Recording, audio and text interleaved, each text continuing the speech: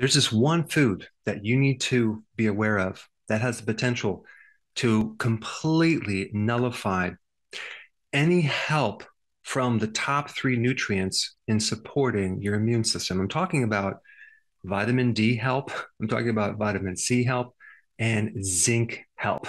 These three nutrients are the nutrients that most people take when they're coming down with some type of infection. So they're very, very important in helping your immune system. And I'm going to tell you the one food that can cause a deficiency in all three of these nutrients and negatively affect your immune system. Your immune system is dependent on these three nutrients. So let's first talk about vitamin D. Is vitamin D important with your immune system? Yes, it's involved with every single part of your immune system, your T cells, your B cells, your phagocytes, the neutrophils. Every single part of your immune system has vitamin D receptors. And when someone has an inflammatory condition called the cytokine storm, vitamin D is essential in keeping that inflammation regulated. So, vitamin D helps modulate or regulate the immune system. Vitamin D also minimizes the collateral damage from pathogens, especially viruses. So, without vitamin D, you have a much longer infection and you have a lot of other complications. All right, the next one is vitamin C, right?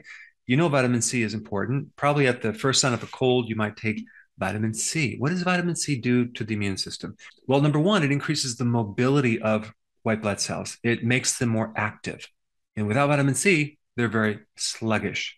Vitamin C also increases something called phagocytosis. That's the ability of phagocytes to eat up pathogens. Vitamin C also helps the white blood cells produce their weaponry to defend against infections.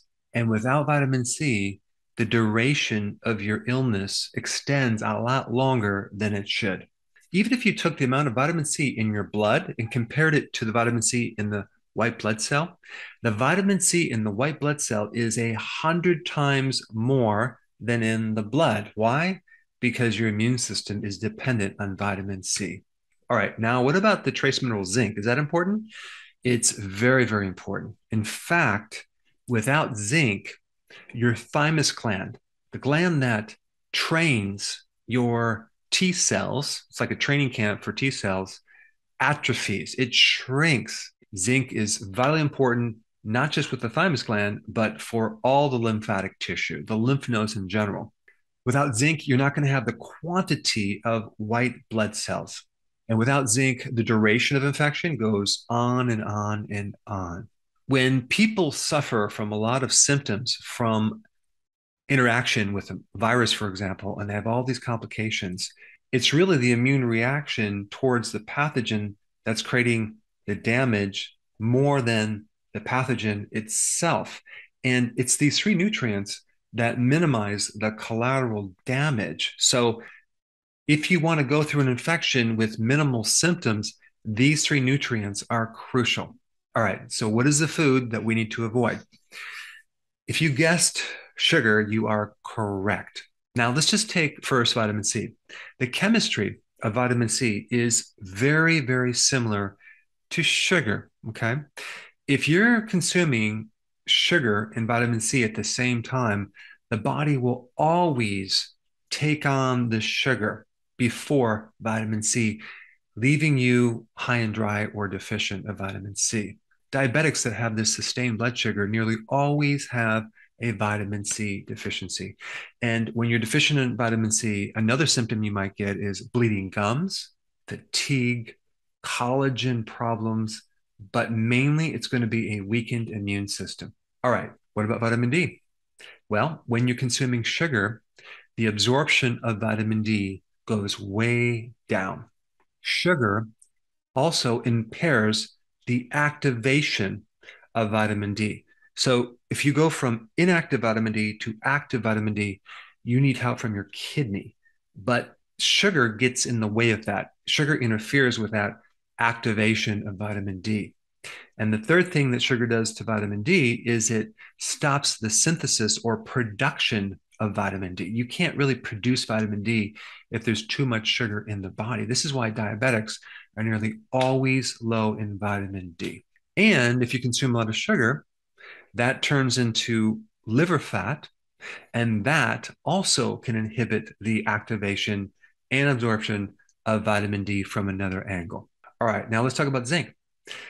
Sugar causes excessive amount of zinc to be excreted from your kidneys, and that's called hyperzincuria, too much zinc in the urine. That comes from too much sugar. Sugar also impairs the absorption of zinc. So, this is another reason why people that are diabetics are nearly always deficient in zinc. Zinc is also really important in supporting the beta cell in the pancreas, the cell that makes insulin that then regulates blood sugars. And that goes the same with vitamin D as well. Vitamin D is very, very important in protecting you against developing diabetes. So not only does sugar deplete vitamin D, but low vitamin D can activate or increase your risk of getting diabetes. Now, when I'm talking about sugar, I'm not just talking about sugar. I'm talking about other things that turn into sugar pretty quickly, like refined carbohydrates. Refined carbohydrates, like in grains, are also loaded with phytates, which then can also block zinc. So, as you can see, when you're doing too many carbs, too many sugars, your immune system is going to greatly suffer. All right, so where do you get vitamin C? The best source is sauerkraut. Okay, sauerkraut per cup. If you get a really good blend of sauerkraut that's maybe from the health food store or the farmer's market, or you make it yourself, per cup, it's about 700 milligrams. Now, the RDA is only 70. So we're getting 700, 10 times more than the RDA. So that's why you want to have sauerkraut to get your vitamin C, or you can get it from bell peppers and you can get it from leafy greens. All right, vitamin D, difficult to get it from foods. You want to get it from the sun. If it's wintertime, then take it as a supplement. But like I said before, vitamin D and zinc are really, really important if you're a diabetic or you're trying to repair the damage from being a diabetic. And as far as zinc goes, zinc is high in red meat. It's also high in shellfish and seafood.